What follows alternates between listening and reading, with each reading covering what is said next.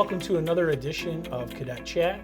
We have a very special guest here today, our Assistant Superintendent for Business, Mr. Adam Geist. Adam, welcome to the show. Thanks for having me. All right. I know what an Assistant Superintendent for Instruction does. I might have an idea what human resources look like. I certainly know what a building principal does. But if I'm an Assistant Superintendent for Business, what type of work do I do here at the district? Well, I can tell you that no 2 days are ever the same here. I went to school for accounting because that's what you would expect somebody in the business office to be doing most of the time. But it is so varied. I could be getting into things like what we're serving at lunches and dealing with food service, or working on capital projects for the Buildings and Grounds Department, to safety and security items without the district. But one of the most important parts of my job is to put together and help put together. There's a tremendous amount of people and effort that goes into it, but put together the district's budget on an annual basis. So. It's great that I get into other departments and work with the folks over at transportation and all the support service areas of the district. So talk a little bit about that. You supervise other leaders in the district, and you covered a little bit in your answer. So what directors do you supervise here? So it's all the support directors. So it's the Director of Transportation, Matthew Schultz, the Director of Buildings and Grounds, Mark Edwards, the Director of Food Service, Scott Zabrowski, our Budget Director, Jim Barrett, and our Director of Safety and Security, Dave Inzana. So it's fair to say that the operational side of things is really something that you oversee as a whole. So people see the teaching and learning going on, but I think sometimes they forget about all the things that happen behind the scenes to make sure that we have safe school buildings, safe transportation, we have food, we have all the things that we need. So that's a lot of work that you have to do. Yeah, it is great. Like I said, it's keeps me fresh and changed and invigorated throughout each and every day, because every day is different. Great. Well, tell us a little bit about your background. How long have you been with the district, and what roles, and how did you land in Hilton? Yeah, I've been in the district for going on 19 years now. I started out actually at the Greece Central School District.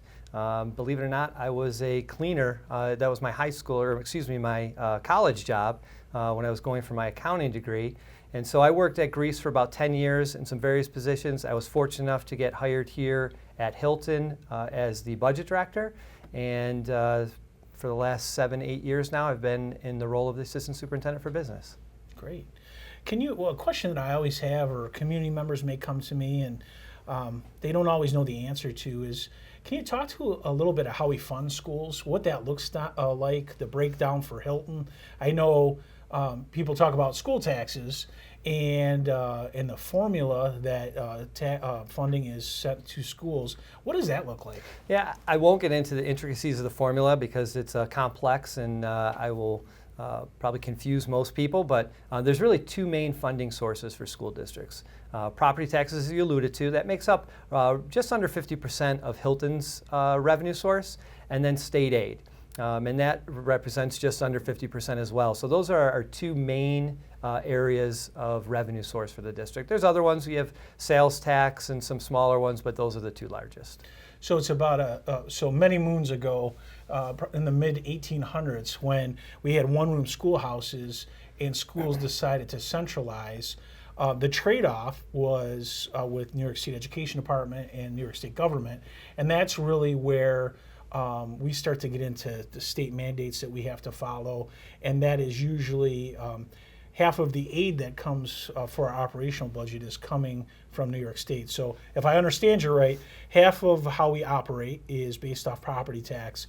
The other half comes to us through New York State Department of the Governor's Office and the Education Department. Is that correct? That's absolutely correct. And that's how Hilton lines up. Districts throughout the state, while those are still the two main revenue sources, they may be skewed depending on the wealth of the communities that they live in for maybe a little bit more from the property tax side and less from the state, or vice versa if it's a lower income area. Oh, that's important information. Thank you so much for sharing that with me. On your time away from the district, which I know you often work on weekends, but when you do have time away from the district, what are some things you like to do in your spare time? Yeah, so I love spending time with my family and friends. So I have my wife, who's been my high school sweetheart. We got married just after college. I have 2 great kids. Both of them are in college. Actually, one just graduated. My daughter, Emily, graduated from St. John Fisher. My son, Zach, is a junior at the University of Tampa. So love spending time with my family. We do all sorts of stuff together, but one of my newer hobbies is pickleball. So this is something that I started playing a couple years ago during the pandemic, and I really enjoy it. So that's how I kind of relax, get some exercise, and have fun with friends and family. That's great. So I've been an administrator and superintendent in other districts, and one of the things that I've noticed about you that I think is so great is not only are you the money guy and you spend time with that data and you have many spreadsheets and you balance the budget, but you also take great pride in getting out into our facilities and, more importantly, our schools to see teaching and learning happening. And that's something you started a few years back that I've been really impressed with. Tell me a little bit about that. What do you do when you get out to the different events and the different classrooms and whatnot? Yeah, it wasn't always like that. When I first started my career at Hilton, I did kind of get tied behind my desk and never got out. And you'd have individuals call up, whether it's administrators or really any staff member, looking for funding opportunities to help improve a building. So one of the examples I always like to give is worked with the high school administration on the Room 21. After that room was built, it took me like 3 or 4 years before I actually got out to see what all that work behind the scenes actually led to. So that just got me thinking that I really wanted to get out and visit the classrooms and see what all the support that is given, whether it's from one of the support directors or the business office, what that really yields in the classroom. So I have some friends that are teachers. A shout out to Miss Cerami's kindergarten classroom. She invites me there and we do some pumpkin math, and I get to go there during the holidays and decorate cookies, and then I usually get invited back sometime in the spring to do a little ice cream social. So it's great. It's stepping outside of my comfort zone. I wear my Grinch apron and I have a Christmas hat on, and but it is really great to see the kids and to see the teaching and learning in action.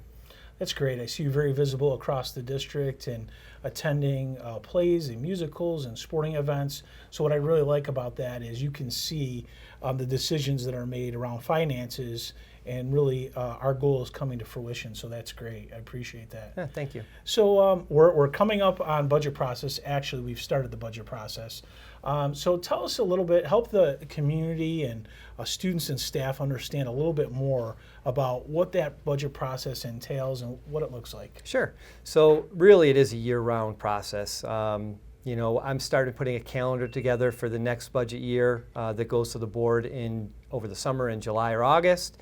We start with our enrollment projections. It takes place in November, where we're projecting enrollment on the district-wide basis, but also enrollment at each of the buildings and grade levels. That just tells us if there's any bubble classes coming through, if we're going to have any space issues, if we need to hire more teachers or more staff. And then we get into kind of the large components of the district. So when you think about a school district, you have your debt service payments, which is like your mortgage and interest payments. If you own a home, that's a large portion of our building. We have BOCES services that we utilize. So we work closely with Monroe 2 BOCES. That sends kids to like our Romoco classes, things that we wouldn't be able to offer in-house for the district. And then the biggest portion of our budget is people. We're a people business, so you have salary and benefits, and that represents almost 80% of our overall budget.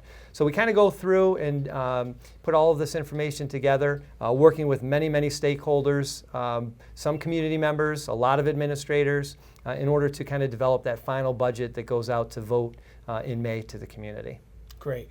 So when you talk about the stakeholder groups or the budget committee groups, you have some community involvement, you have teachers involved, maybe some school-related professionals, and it's a system that kind of builds by by the smaller groups into the larger budget. Is that correct? Yeah, that's absolutely correct. Like I said, this isn't a one-man show. This is a lot of individuals providing the information to get us where we need to be. So it truly is a group effort, a team effort in order to put the budget out each and every year.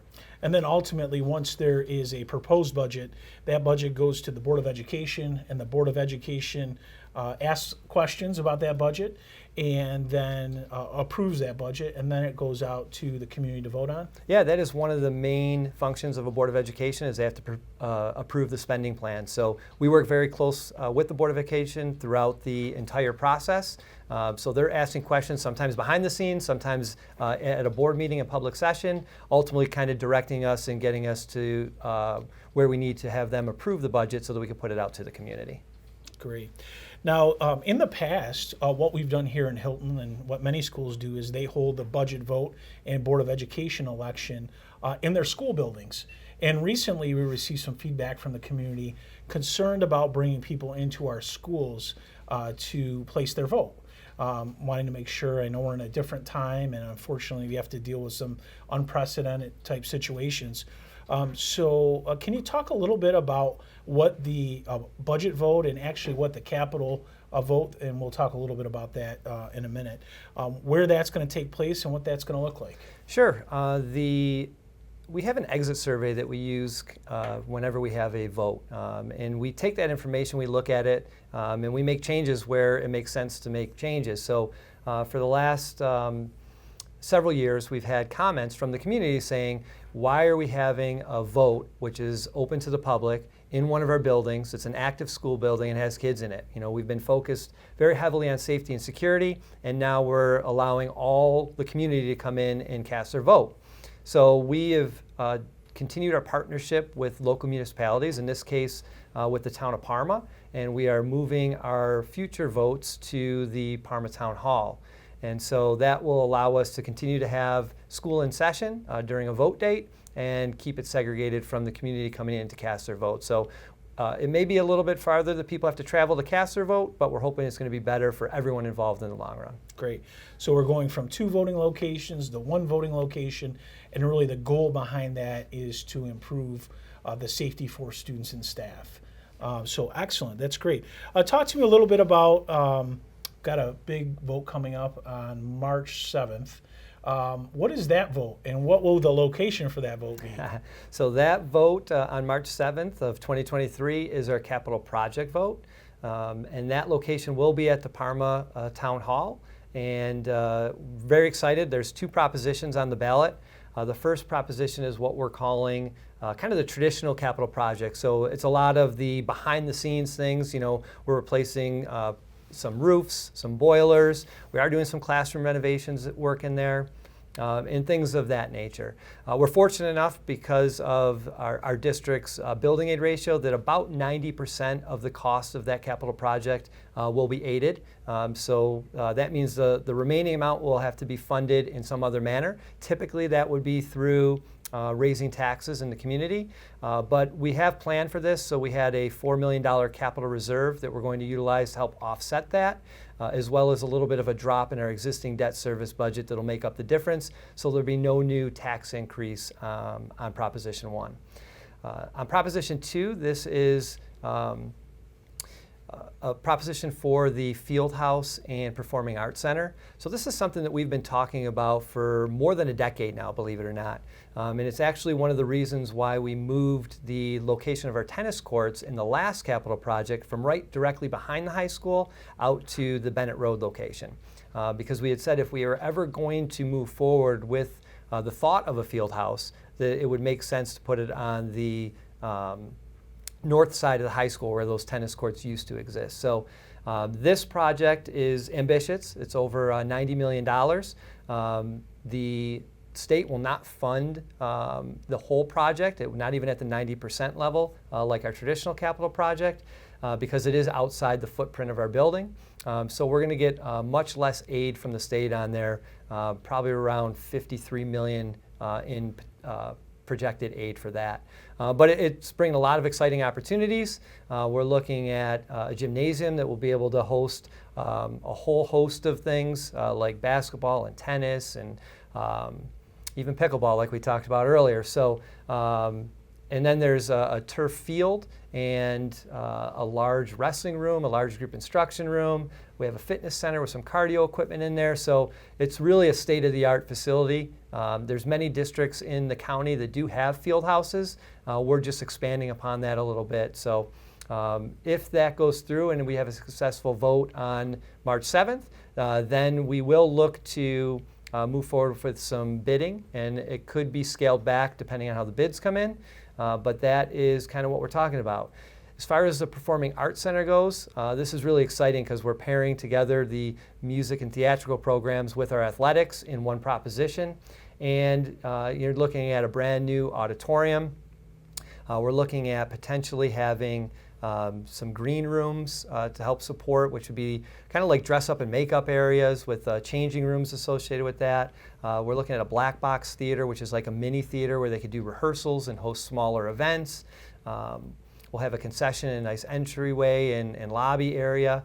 We'll have a nice band and chorus room and some offices and practice rooms for the group. So there'll be a set building and prop storage area, a costume area. So it's all these areas which will support the performing arts and our music, and it'll be able to be used. Both of these venues will be able to be utilized by all of our students. So it won't be just high school students. We could have events from elementary schools and the middle school coming over to the auditorium, whether it be a concert or a play or a musical or a TED Talk or any of those types of events would be able to be housed in a new auditorium. As far as the field house, we'd be looking to open that up to various youth groups, whether it be through community ed or Hilton Parma Recreation. So we have a lot of different balls in the air, a lot of different stakeholders involved in this. And that vote's going to be on March 7th of 2023 at the new location, which is the Parma Town Hall. All right. Well, you heard it first here. This is kind of a sneak preview or a forecast. I know that your department and everyone has been working around educating the community on what their options are. So this will be something they should be on the lookout. They should be on the lookout for their insight. They should visit our website. I know there'll be a community forum that's scheduled, and that information will be coming out very soon. I know there'll be some shorts on Twitter and Instagram. So encouraging the community to become educated on making their decision and what options that they have. So not only are we working on a capital project and you're overseeing that work, but also building that budget that you talked about. So a lot going on. So you're very committed to the district. That's awesome. So as we wrap things up, just wanted to ask you, what's your favorite part about being a cadet, or why do you enjoy working here in the Hilton Central School District? Yeah, there's no place like working at Hilton, I'll say that. I came from, as I mentioned earlier, I came from Greece, and it's just completely different. Once you get in here and you experience the pride of the Hilton cadets, there's no going back. So I really enjoy everything. My favorite part is really, believe it or not, getting out to the various classrooms and seeing some of the sporting events and musical performances. So that's been really beneficial for me. Great. Well, we're really lucky to have you here leading the finances and the business office. I'm very thankful as the superintendent, so I appreciate you. I know that the community and the students appreciate you as well. Is there anything that I didn't ask you that you'd like to share with the viewers today? I don't think so, other than I think we should end on a fist bump. All right, we'll end on a fist bump. Thank you very much, Mr. Geist, and that ends this edition of Cadet Chat. Have a great day.